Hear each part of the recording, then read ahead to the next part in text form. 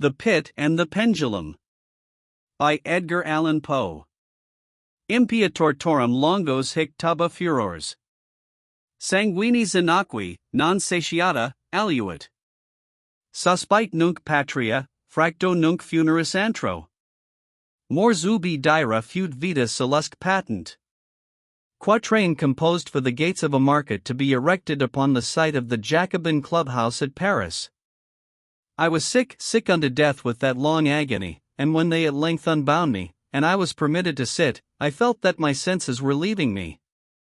The sentence, the dread sentence of death, was the last of distinct accentuation which reached my ears. After that, the sound of the inquisitorial voices seemed merged in one dreamy indeterminate hum. It conveyed to my soul the idea of revolution, perhaps from its association in fancy with the burr of a mill wheel. This only for a brief period, for presently I heard no more. Yet, for a while, I saw, but with how terrible an exaggeration! I saw the lips of the black-robed judges. They appeared to me whiter than the sheet upon which I traced these words, and thin even to grotesqueness, thin with the intensity of their expression of firmness, of immovable resolution, of stern contempt of human torture. I saw that the decrees of what to me was fate were still issuing from those lips. I saw them writhe with a deadly locution. I saw them fashion the syllables of my name, and I shuddered because no sound succeeded. I saw, too, for a few moments of delirious horror, the soft and nearly imperceptible waving of the sable draperies which enwrapped the walls of the apartment. And then my vision fell upon the 7 tall candles upon the table.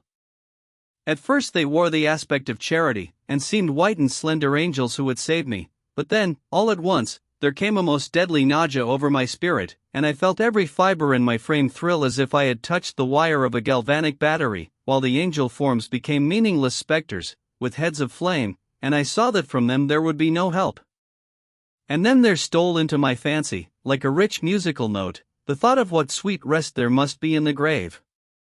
The thought came gently and stealthily, and it seemed long before it attained full appreciation, but just as my spirit came at length properly to feel and entertain it, the figures of the judges vanished, as if magically, from before me. The tall candles sank into nothingness, their flames went out utterly, the blackness of darkness supervened, all sensations appeared swallowed up in a mad rushing descent as of the soul into Hades.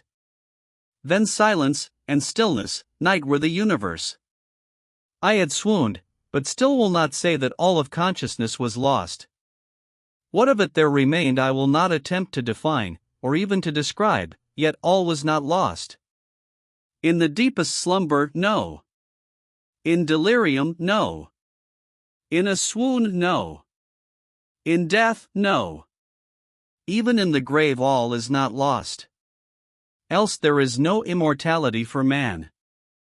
Arousing from the most profound of slumbers, we break the gossamer web of some dream. Yet in a second afterward, so frail may that web have been, we remember not that we have dreamed. In the return to life from the swoon there are 2 stages, first, that of the sense of mental or spiritual, secondly, that of the sense of physical existence. It seems probable that if, upon reaching the second stage, we could recall the impressions of the first, we should find these impressions eloquent in memories of the gulf beyond. And that gulf is what? How at least shall we distinguish its shadows from those of the tomb? But if the impressions of what I have termed the first stage are not, at will, recalled, yet, after long interval, do they not come unbidden, while we marvel whence they come? He who has never swooned, is not he who finds strange palaces and wildly familiar faces in coals that glow, is not he who beholds floating in mid-air the sad visions that the many may not view, is not he who ponders over the perfume of some novel flower, is not he whose brain grows bewildered with the meaning of some musical cadence which has never before arrested his attention. Amid frequent and thoughtful endeavors to remember, amid earnest struggles to regather some token of the state of seeming nothingness into which my soul had lapsed, there have been moments when I have dreamed of success, there have been brief, very brief periods when I have conjured up remembrances which the lucid reason of a later epoch assures me could have had reference only to that condition of seeming unconsciousness. These shadows of memory tell, indistinctly, of tall figures that lifted and bore me in silence down, still down, till a hideous dizziness oppressed me at the mere idea of the interminableness of the descent. They tell also of a vague horror at my heart, on account of that heart's unnatural stillness. Then comes a sense of sudden motionlessness throughout all things, as if those who bore me, a ghastly train, had outrun, in their descent, the limits of the limitless, and paused from the wearisomeness of their toil. After this I call to mind flatness and dampness, and then all is madness, the madness of a memory which busies itself among forbidden things. Very suddenly there came back to my soul motion and sound, the tumultuous motion of the heart, and, in my ears, the sound of its beating. Then a pause in which all is blank. Then again sound, and motion, and touch, a tingling sensation pervading my frame. Then the mere consciousness of existence, without thought, a condition which lasted long. Then, very suddenly, thought, and shuddering terror, and earnest endeavor to comprehend my true state. Then a strong desire to lapse into insensibility. Then a rushing revival of soul and a successful effort to move. And now a full memory of the trial, of the judges, of the sable draperies, of the sentence, of the sickness, of the swoon. Then entire forgetfulness of all that followed, of all that a later day and much earnestness of endeavor have enabled me vaguely to recall. So far, I had not opened my eyes. I felt that I lay upon my back, unbound. I reached out my hand, and it fell heavily upon something damp and hard. There I suffered it to remain for many minutes, while I strove to imagine where and what I could be. I longed, yet dared not to employ my vision. I dreaded the first glance at objects around me. It was not that I feared to look upon things horrible, but that I grew aghast lest there should be nothing to see.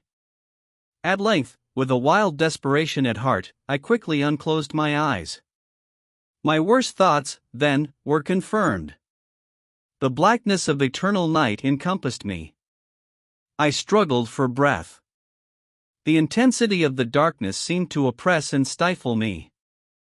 The atmosphere was intolerably close. I still lay quietly, and made effort to exercise my reason. I brought to mind the inquisitorial proceedings, and attempted from that point to deduce my real condition. The sentence had passed, and it appeared to me that a very long interval of time had since elapsed. Yet not for a moment did I suppose myself actually dead.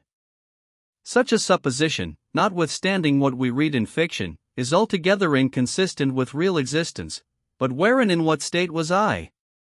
The condemned to death, I knew, perished usually at the autos de fe, and one of these had been held on the very night of the day of my trial. Had I been remanded to my dungeon, to await the next sacrifice, which would not take place for many months? This I at once saw could not be. Victims had been in immediate demand. Moreover, my dungeon, as well as all the condemned cells at Toledo, had stone floors, and light was not altogether excluded. A fearful idea now suddenly drove the blood in torrents upon my heart, and for a brief period, I once more relapsed into insensibility. Upon recovering, I at once started to my feet, trembling convulsively in every fiber. I thrust my arms wildly above and around me in all directions.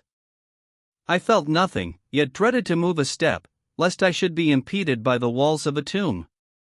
Perspiration burst from every pore, and stood in cold big beads upon my forehead. The agony of suspense grew at length intolerable, and I cautiously moved forward, with my arms extended, and my eyes straining from their sockets, in the hope of catching some faint ray of light. I proceeded for many paces, but still all was blackness and vacancy. I breathed more freely. It seemed evident that mine was not, at least, the most hideous of fates. And now, as I still continued to step cautiously onward, there came thronging upon my recollection 1,000 vague rumors of the horrors of Toledo.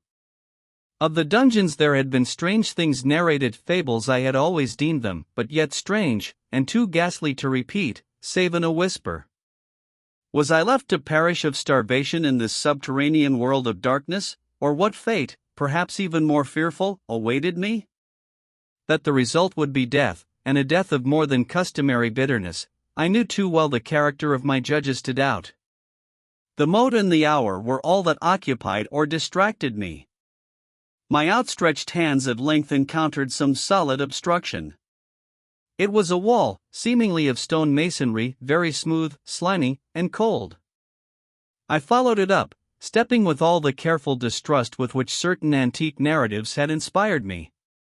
This process, however, afforded me no means of ascertaining the dimensions of my dungeon, as I might make its circuit, and return to the point whence I set out, without being aware of the fact, so perfectly uniform seemed the wall. I therefore sought the knife which had been in my pocket, when led into the inquisitorial chamber, but it was gone. My clothes had been exchanged for a wrapper of coarse serge. I had thought of forcing the blade in some minute crevice of the masonry, so as to identify my point of departure. The difficulty, nevertheless, was but trivial, although, in the disorder of my fancy, it seemed at first insuperable. I tore a part of the hem from the robe and placed the fragment at full length, and at right angles to the wall. In groping my way around the prison, I could not fail to encounter this rag upon completing the circuit. So, at least I thought, but I had not counted upon the extent of the dungeon, or upon my own weakness. The ground was moist and slippery. I staggered onward for some time, when I stumbled and fell. My excessive fatigue induced me to remain prostrate, and sleep soon overtook me as I lay. Upon awaking, and stretching forth an arm, I found beside me a loaf and a pitcher with water. I was too much exhausted to reflect upon this circumstance, but ate and drank with avidity. Shortly afterward, I resumed my tour around the prison, and with much toil came at last upon the fragment of the serge. Up to the period when I fell I had counted 52 paces, and upon resuming my walk, I had counted 48 more when I arrived at the rag. There were in all, then, 100 paces, and, admitting 2 paces to the yard, I presumed the dungeon to be 50 yards in circuit. I had met, however, with many angles in the wall, and thus I could form no guess at the shape of the vault, for vault I could not help supposing it to be. I had little object, certainly no hope, in these researches, but a vague curiosity prompted me to continue them. Quitting the wall, I resolved to cross the area of the enclosure. At first I proceeded with extreme caution, for the floor, although seemingly of solid material, was treacherous with slime. At length, however, I took courage, and did not hesitate to step firmly, endeavoring to cross in as direct a line as possible. I had advanced some 10 or 12 paces in this manner, when the remnant of the torn hem of my robe became entangled between my legs. I stepped on it, and fell violently on my face. In the confusion attending my fall, I did not immediately apprehend a somewhat startling circumstance, which yet, in a few seconds afterward, and while I still lay prostrate, arrested my attention. It was this: my chin rested upon the floor of the prison, but my lips and the upper portion of my head, although seemingly at a less elevation than the chin, touched nothing. At the same time my forehead seemed bathed in a clammy vapor, and the peculiar smell of decayed fungus arose to my nostrils. I put forward my arm, and shuddered to find that I had fallen at the very brink of a circular pit, whose extent, of course, I had no means of ascertaining at the moment. Groping about the masonry just below the margin, I succeeded in dislodging a small fragment, and let it fall into the abyss. For many seconds I hearkened to its reverberations as it dashed against the sides of the chasm in its descent. At length there was a sullen plunge into water, succeeded by loud echoes. At the same moment there came a sound resembling the quick opening, and as rapid closing of a door overhead, while a faint gleam of light flashed suddenly through the gloom, and as suddenly faded away. I saw clearly the doom which had been prepared for me, and congratulated myself upon the timely accident by which I had escaped. Another step before my fall, and the world had seen me no more. And the death just avoided was of that very character which I had regarded as fabulous and frivolous in the tales respecting the Inquisition. To the victims of its tyranny, there was the choice of death with its direst physical agonies, or death with its most hideous moral horrors. I had been reserved for the latter. By long suffering my nerves had been unstrung, until I trembled at the sound of my own voice, and had become in every respect a fitting subject for the species of torture which awaited me.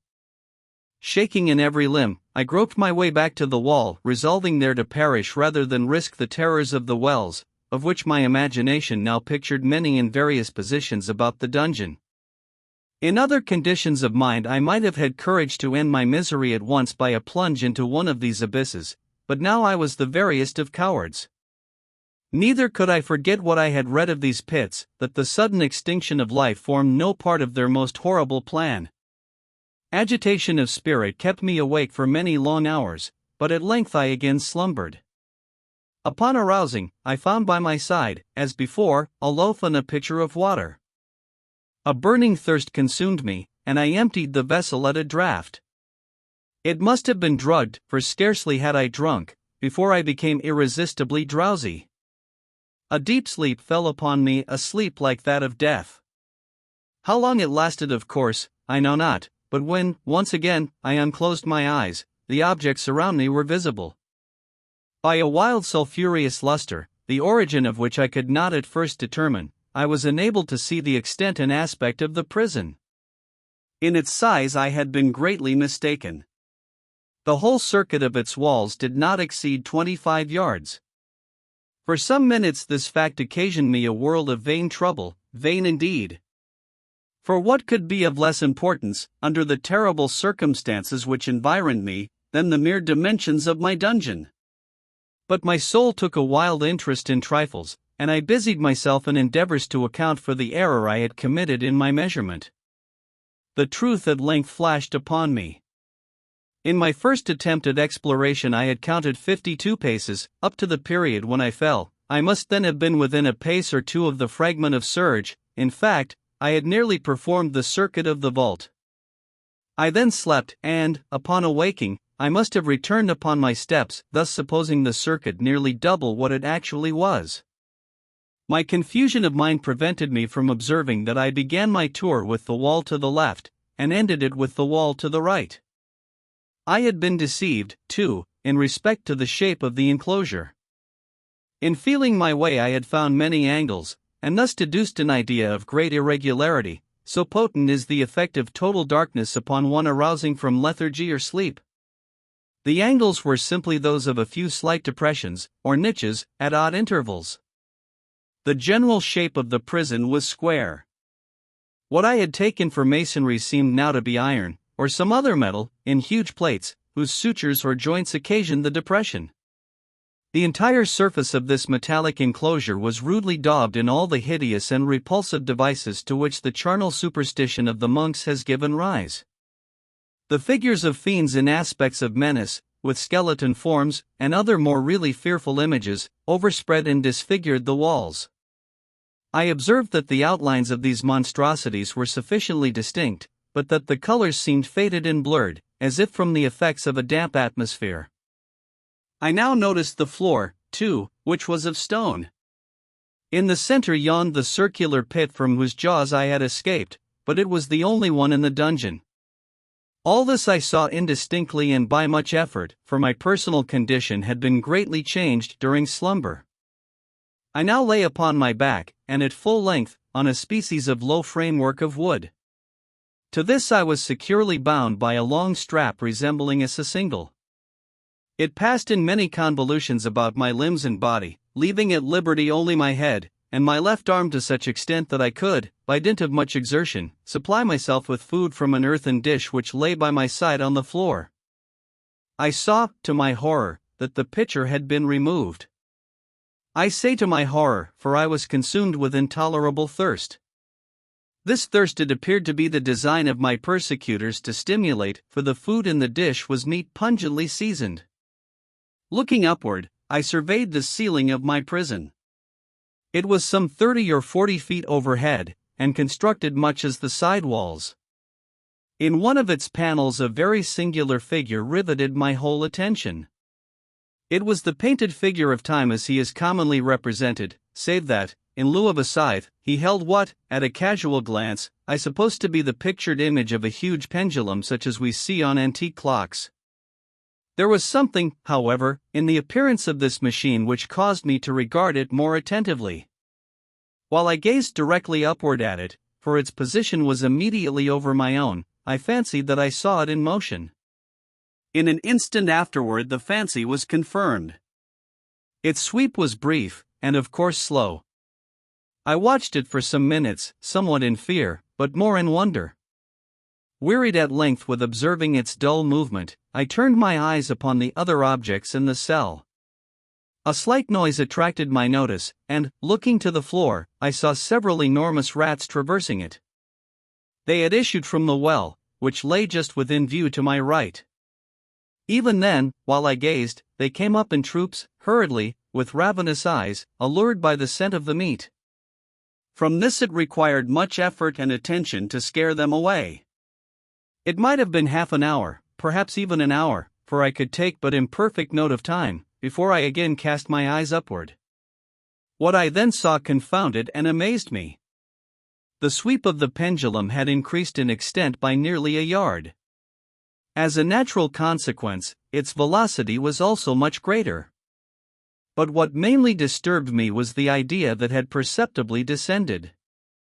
I now observed, with what horror it is needless to say, that its nether extremity was formed of a crescent of glittering steel, about a foot in length from horn to horn, the horns upward, and the under edge evidently as keen as that of a razor. Like a razor also, it seemed massy and heavy, tapering from the edge into a solid and broad structure above. It was appended to a weighty rod of brass, and the whole hissed as it swung through the air. I could no longer doubt the doom prepared for me by monkish ingenuity in torture. My cognizance of the pit had become known to the inquisitorial agents, the pit, whose horrors had been destined for so bold a recusant as myself, the pit, typical of hell, and regarded by rumor as the ultima thule of all their punishments. The plunge into this pit I had avoided by the merest of accidents. I knew that surprise, or entrapment into torment, formed an important portion of all the grotesquerie of these dungeon deaths.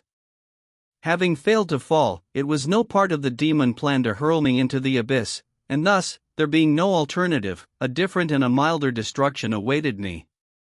Milder! I half smiled in my agony as I thought of such application of such a term. What boots it to tell of the long, long hours of horror more than mortal, during which I counted the rushing vibrations of the steel. Inch by inch, line by line, with a descent only appreciable at intervals that seemed ages, down and still down it came. Days passed, it might have been that many days passed ere it swept so closely over me as to fan me with its acrid breath. The odor of the sharp steel forced itself into my nostrils. I prayed, I wearied heaven with my prayer for its more speedy descent. I grew frantically mad, and struggled to force myself upward against the sweep of the fearful scimitar. And then I fell suddenly calm, and lay smiling at the glittering death, as a child at some rare bauble. There was another interval of utter insensibility. It was brief, for, upon again lapsing into life, there had been no perceptible descent in the pendulum. But it might have been long, for I knew there were demons who took note of my swoon, and who could have arrested the vibration at pleasure. Upon my recovery, too, I felt very, inexpressibly sick and weak, as if through long inanition. Even amid the agonies of that period, the human nature craved food. With painful effort I outstretched my left arm as far as my bonds permitted, and took possession of the small remnant which had been spared me by the rats. As I put a portion of it within my lips, there rushed to my mind a half-formed thought of joy, of hope. Yet what business had I with hope? It was, as I say, a half-formed thought. Man has many such, which are never completed. I felt that it was of joy, of hope, but felt also that it had perished in its formation. In vain I struggled to regain it. Long suffering had nearly annihilated all my ordinary powers of mind. I was an imbecile, an idiot. The vibration of the pendulum was at right angles to my length. I saw that the crescent was designed to cross the region of the heart. It would fray the serge of my robe, it would return and repeat its operations again and again. Notwithstanding its terrifically wide sweep, some 30 feet or more, and the hissing vigor of its descent, sufficient to sunder these very walls of iron, still the fraying of my robe would be all that, for several minutes, it would accomplish. and at this thought I paused. I dared not go farther than this reflection. I dwelt upon it with a pertinacity of attention, as if, in so dwelling, I could arrest here the descent of the steel. I forced myself to ponder upon the sound of the crescent as it should pass across the garment, upon the peculiar thrilling sensation which the friction of cloth produces on the nerves. I pondered upon all this frivolity until my teeth were on edge. Down, steadily down it crept. I took a frenzied pleasure in contrasting its downward with its lateral velocity. To the right, to the left, far and wide, with the shriek of a damned spirit. To my heart with the stealthy pace of the tiger. I alternately laughed and howled as the one or the other idea grew predominant. Down, certainly, relentlessly down. It vibrated within 3 inches of my bosom. I struggled violently, furiously, to free my left arm. This was free only from the elbow to the hand. I could reach the latter, from the platter beside me, to my mouth, with great effort, but no farther. Could I have broken the fastenings above the elbow, I would have seized and attempted to arrest the pendulum. I might as well have attempted to arrest an avalanche. Down, still unceasingly, still inevitably down. I gasped and struggled at each vibration. I shrunk convulsively at its every sweep. My eyes followed its outward or upward whirls with the eagerness of the most unmeaning despair. They closed themselves spasmodically at the descent, although death would have been a relief. Oh, how unspeakable! Still I quivered in every nerve to think how slight a sinking of the machinery would precipitate that keen, glistening axe upon my bosom. It was hope that prompted the nerve to quiver, the frame to shrink. It was hope, the hope that triumphs on the rack, that whispers to the death-condemned even in the dungeons of the Inquisition. I saw that some 10 or 12 vibrations would bring the steel in actual contact with my robe, and with this observation there suddenly came over my spirit all the keen, collected calmness of despair. For the first time during many hours, or perhaps days, I thought. It now occurred to me that the bandage, or sucingle, which enveloped me, was unique. I was tied by no separate cord. The first stroke of the razor-like crescent athwart any portion of the band would so detach it that it might be unwound from my person by means of my left hand. But how fearful, in that case, the proximity of the steel! The result of the slightest struggle how deadly! Was it likely, moreover, that the minions of the torturer had not foreseen and provided for this possibility? Was it probable that the bandage crossed my bosom in the track of the pendulum? Dreading to find my faint, and, as it seemed, my last hope frustrated, I so far elevated my head as to obtain a distinct view of my breast. The sucingle enveloped my limbs and body close in all directions save in the path of the destroying crescent. Scarcely had I dropped my head back into its original position, when there flashed upon my mind what I cannot better describe than as the unformed half of that idea of deliverance to which I have previously alluded, and of which a moiety only floated indeterminately through my brain when I raised food to my burning lips. The whole thought was now present, feeble, scarcely sane, scarcely definite, but still entire. I proceeded at once, with the nervous energy of despair, to attempt its execution. For many hours the immediate vicinity of the low framework upon which I lay had been literally swarming with rats. They were wild, bold, ravenous, their red eyes glaring upon me as if they waited but for motionlessness on my part to make me their prey. To what food, I thought, have they been accustomed in the well? They had devoured, in spite of all my efforts to prevent them, all but a small remnant of the contents of the dish. I had fallen into an habitual seesaw, or wave of the hand about the platter, and, at length, the unconscious uniformity of the movement deprived it of effect. In their voracity the vermin frequently fastened their sharp fangs in my fingers. With the particles of the oily and spicy viand which now remained, I thoroughly rubbed the bandage wherever I could reach it, then, raising my hand from the floor, I lay breathlessly still. At first the ravenous animals were startled and terrified at the change, at the cessation of movement. They shrank alarmedly back, many sought the well. But this was only for a moment.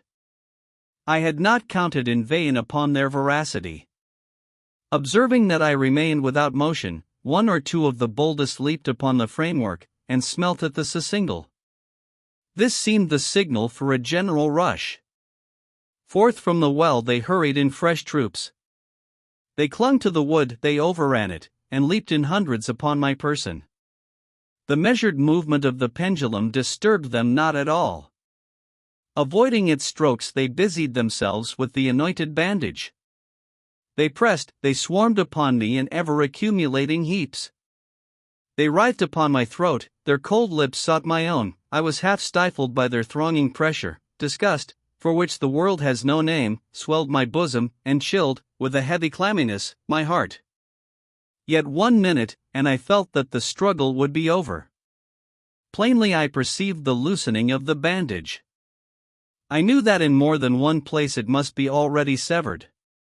With a more than human resolution I lay still. Nor had I erred in my calculations, nor had I endured in vain. I at length felt that I was free. The surcingle hung in ribbons from my body. But the stroke of the pendulum already pressed upon my bosom. It had divided the serge of the robe. It had cut through the linen beneath. Twice again it swung, and a sharp sense of pain shot through every nerve. But the moment of escape had arrived. At a wave of my hand my deliverers hurried tumultuously away. With a steady movement, cautious, sidelong, shrinking, and slow, I slid from the embrace of the bandage and beyond the reach of the scimitar. For the moment, at least, I was free. Free, and in the grasp of the Inquisition. I had scarcely stepped from my wooden bed of horror upon the stone floor of the prison, when the motion of the hellish machine ceased and I beheld it drawn up, by some invisible force, through the ceiling. This was a lesson which I took desperately to heart. My every motion was undoubtedly watched. Free, I had but escaped death in one form of agony, to be delivered unto worse than death in some other. With that thought I rolled my eaves nervously around on the barriers of iron that hemmed me in. Something unusual, some change which, at first, I could not appreciate distinctly, it was obvious, had taken place in the apartment. For many minutes of a dreaming and trembling abstraction, I busied myself in vain, unconnected conjecture. During this period, I became aware, for the first time, of the origin of the sulphureous light which illumined the cell. It proceeded from a fissure, about half an inch in width, extending entirely around the prison at the base of the walls, which thus appeared, and were, completely separated from the floor. I endeavored, but of course in vain, to look through the aperture.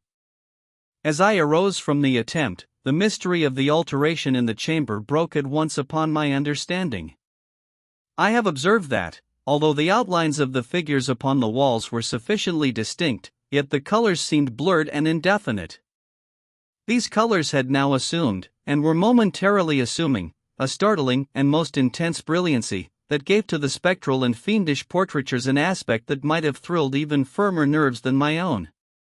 Demon eyes, of a wild and ghastly vivacity, glared upon me in 1,000 directions, where none had been visible before, and gleamed with the lurid luster of a fire that I could not force my imagination to regard as unreal. Unreal, even while I breathed there came to my nostrils the breath of the vapor of heated iron. A suffocating odor pervaded the prison. A deeper glow settled each moment in the eyes that glared at my agonies. A richer tint of crimson diffused itself over the pictured horrors of blood. I panted. I gasped for breath. There could be no doubt of the design of my tormentors, oh, most unrelenting. Oh, most demoniac of men. I shrank from the glowing metal to the center of the cell. Amid the thought of the fiery destruction that impended, the idea of the coolness of the well came over my soul like balm. I rushed to its deadly brink. I threw my straining vision below. The glare from the enkindled roof illumined its inmost recesses. Yet, for a wild moment, did my spirit refuse to comprehend the meaning of what I saw. At length it wrestled its way into my soul, it burned itself in upon my shuddering reason. Oh! For a voice to speak, oh! Horror, oh! Any horror but this. With a shriek, I rushed from the margin, and buried my face in my hands, weeping bitterly. The heat rapidly increased, and once again I looked up, shuddering as with a fit of the ague. There had been a second change in the cell, and now the change was obviously in the form. As before, it was in vain that I, at first, endeavored to appreciate or understand what was taking place. But not long was I left in doubt. The inquisitorial vengeance had been hurried by my twofold escape, and there was to be no more dallying with the King of Terrors. The room had been square. I saw that two of its iron angles were now acute too, consequently, obtuse. The fearful difference quickly increased with a low rumbling or moaning sound. In an instant the apartment had shifted its form into that of a lozenge. But the alteration stopped not here. I neither hoped nor desired it to stop. I could have clasped the red walls to my bosom as a garment of eternal peace. Death, I said, any death but that of the pit. Fool! Might I have not known that into the pit it was the object of the burning iron to urge me? Could I resist its glow? Or, if even that, could I withstand its pressure? And now, flatter and flatter grew the lozenge, with a rapidity that left me no time for contemplation. Its center, and of course, its greatest width, came just over the yawning gulf. I shrank back, but the closing walls pressed me resistlessly onward. At length for my seared and writhing body there was no longer an inch of foothold on the firm floor of the prison. I struggled no more, but the agony of my soul found vent in one loud, long, and final scream of despair. I felt that I tottered upon the brink. I averted my eyes. There was a discordant hum of human voices. There was a loud blast as of many trumpets. There was a harsh grating as of 1,000 thunders. The fiery walls rushed back. An outstretched arm caught my own as I fell, fainting, into the abyss. It was that of General Lasalle. The French army had entered Toledo. The Inquisition was in the hands of its enemies.